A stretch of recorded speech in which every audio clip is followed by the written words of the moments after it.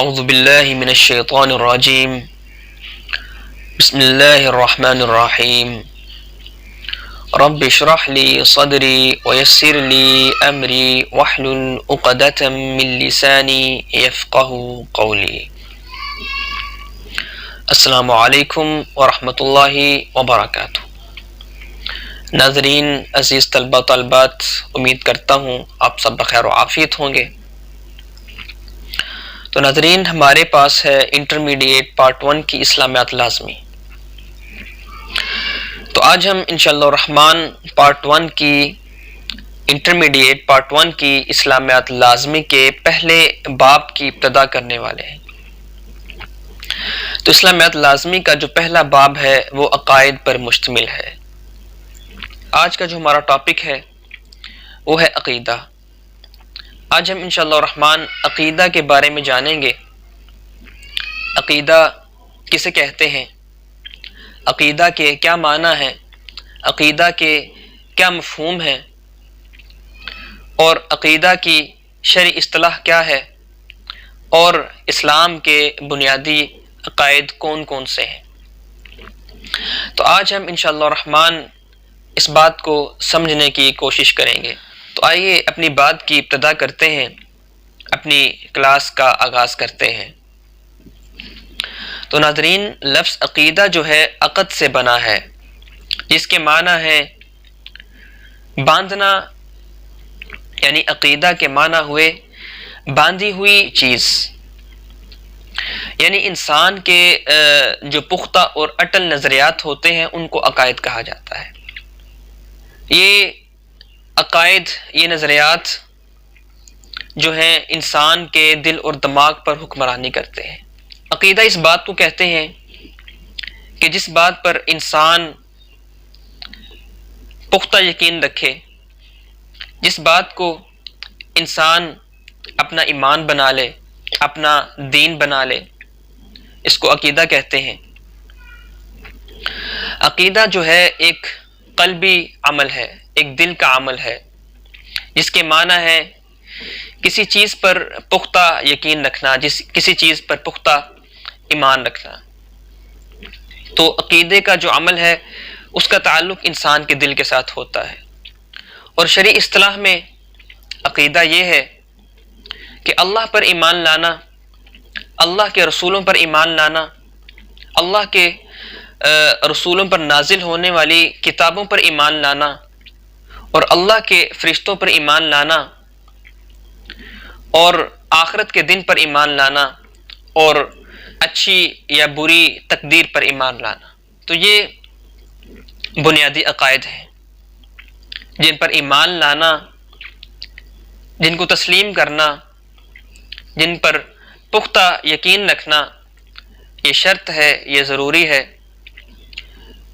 اس کے بغیر انسان کا کوئی عمل جو ہے اللہ تبارک و تعالیٰ کے ہاں قابل قبول نہ ہوگا۔ تو یہ بنیادی عقائد ہیں، ان کو ارکان اسلام بھی کہا جاتا ہے، ارکان ایمان بھی کہا جاتا ہے۔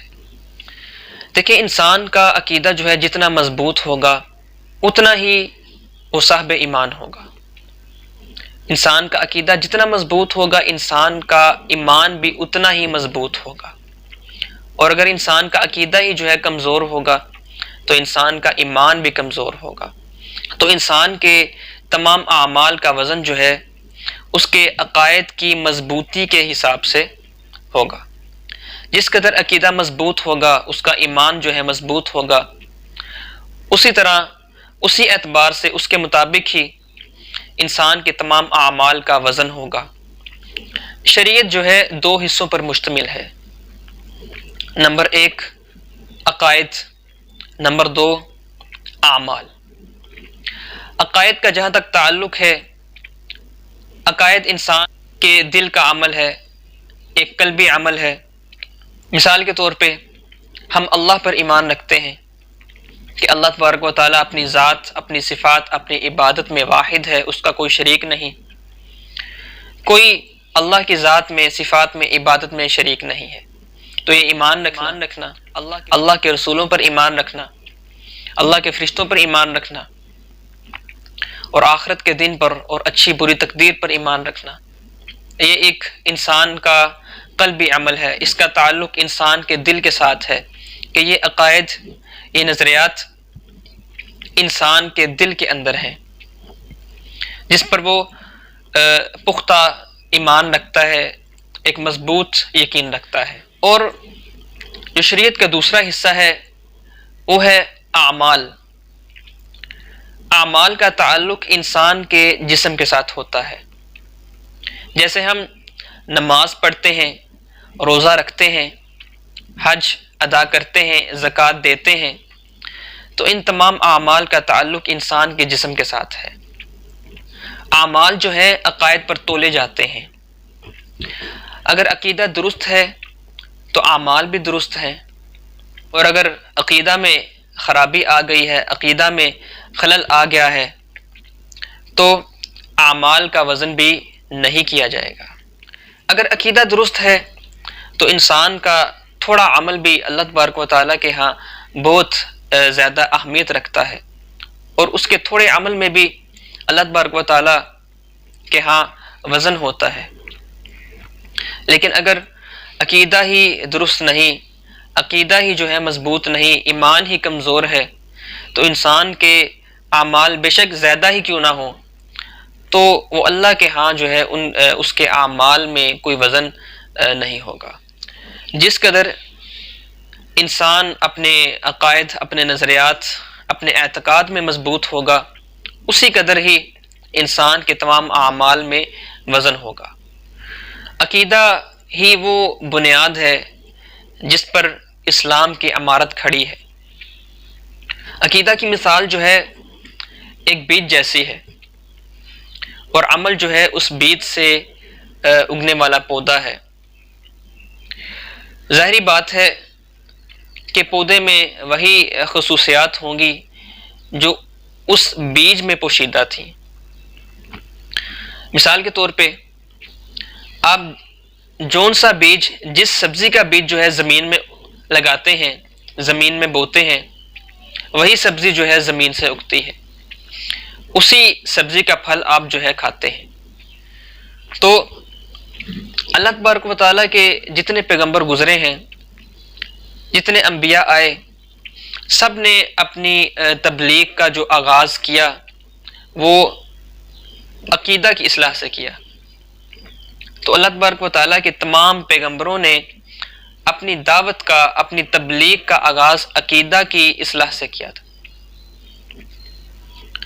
اور ہر دور میں، ہر نبی کے دور میں دین کی ایک ہی تعریف رہی ہے، اور وہ تعریف یہ تھی: لا الہ الا اللہ، نہیں کوئی معبود برحق مگر اللہ، اور اس دور کے نبی کی اتباع کرنا۔ مثال کے طور پہ حضرت ابراہیم علیہ السلام کے دور میں دین کیا تھا؟ لا الہ الا اللہ، نہیں کوئی معبود برحق سوائے اللہ کے، اور حضرت ابراہیم علیہ السلام کی اتباع کرنا۔ حضرت عیسیٰ علیہ السلام کے دور میں دین کیا تھا؟ لا الہ الا اللہ اور حضرت عیسیٰ علیہ السلام کی اتباع۔ حضرت موسیٰ علیہ السلام کے دور میں دین کیا تھا؟ لا الہ الا اللہ اور حضرت موسیٰ علیہ السلام کی اتباع۔ تو اسی طرح ہی اللہ تبارک و تعالیٰ کے آخری رسول رسول اللہ صلی اللہ علیہ وآلہ وسلم، آپ صلی اللہ علیہ وسلم کے دور میں بھی دین کی یہی تعریف ہے: لا الہ الا اللہ، نہیں کوئی معبود برحق سوائے اللہ کے، اور محمد رسول اللہ صلی اللہ علیہ وسلم کی اتباع کرنا، پیروی کرنا۔ تو یہ دین آخری دین ہے، اس دین کے بعد کوئی دین نہیں۔ محمد رسول اللہ صلی اللہ علیہ وآلہ وسلم اللہ تبارک و تعالیٰ کے آخری نبی ہیں، آپ کے بعد کوئی نبی نہیں، اور یہ امت آخری امت ہے، اس امت کے بعد کوئی امت نہیں۔ تو اللہ تبارک و تعالیٰ کے تمام پیغمبروں نے اپنی دعوت کا آغاز، اپنی تبلیغ کا آغاز جو ہے عقیدے کی اصلاح سے کیا، کیونکہ عقیدہ بنیاد ہے جس پر اسلام کی عمارت جو ہے کھڑی ہے۔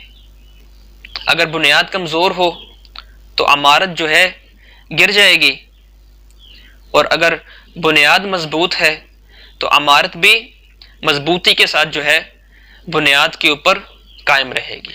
تو رسول اللہ صلی اللہ علیہ وسلم نے بھی جب مکہ مکرمہ میں پیغام رسالت پہنچانا شروع کیا تو سب سے پہلے عقائد کی اصلاح پر زور دیا۔ مشرکین عرب، مشرکین مکہ جو بتوں کی عبادت کرتے تھے، جنہوں نے اپنے جھوٹے معبود بنا رکھے تھے، اللہ کے رسول صلی اللہ علیہ وسلم نے ان کو اس بات سے منع کیا، ان کے تمام جھوٹے معبودوں کا رد کیا اور ان کو صرف ایک اللہ کی عبادت کی طرف لے کر آئے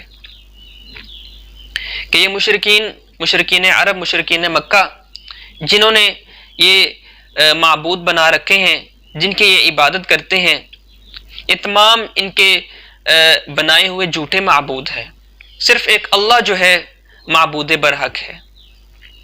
باقی جن کی یہ عبادت کرتے ہیں، جن کو انہوں نے جو ہے اپنا معبود بنا رکھا ہے، یہ ان کے بنائے ہوئے جھوٹے معبود ہیں، صرف ایک اللہ کی ذات جو ہے معبود برحق ہے۔ تو اللہ کے رسول صلی اللہ علیہ وسلم نے ان کے تمام جھوٹے معبودوں کا رد کیا اور ان کو صرف اللہ کی عبادت کی طرف لے کر آئے، ان کے عقائد کی اصلاح کی، توحید، رسالت، اللہ کے فرشتوں پر ایمان، آخرت پر ایمان، آسمانی کتابوں پر ایمان۔ تو اللہ کے رسول صلی اللہ علیہ وسلم نے عقائد کی اصلاح سے جو ہے اپنی تبلیغ کا، اپنی دعوت کا جو ہے آغاز کیا۔ آئیے مالک کا فرمان سنتے ہیں۔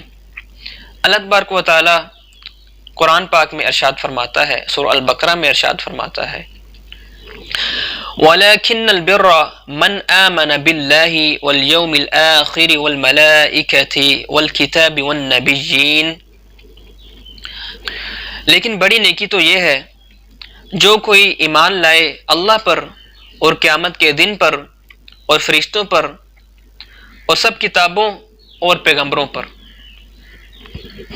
تو یہ اللہ تبارک و تعالیٰ نے سورہ البقرہ میں اسلام کے بنیادی ارکان، اسلام کے بنیادی عقائد جو ہے بیان کیے ہیں اور فرمایا کہ یہ بہت بڑی نیکی ہے، اللہ کے نزدیک یہ بہت بڑی نیکی ہے جو کوئی اللہ پر ایمان لائے، اللہ کے رسولوں پر ایمان لائے، اللہ کے فرشتوں پر ایمان لائے اور سب الہامی کتابوں پر ایمان لائے اور آخرت پر ایمان لائے۔ تو عقیدہ جو ہے بنیاد ہے، اور اگر بنیاد مضبوط ہے تو عمارت بھی مضبوط ہوگی، اور اگر بنیاد کمزور ہے تو عمارت بھی کمزور ہوگی۔ تو عقیدہ وہ بنیاد ہے جس پر اسلام کی عمارت کھڑی ہے۔ آج کے لیے اتنا ہی، ملاقات ہوگی انشاءاللہ اس سے نیکسٹ ٹاپک کے ساتھ، تو اپنا خیال رکھیے گا۔ السلام علیکم ورحمۃ اللہ وبرکاتہ۔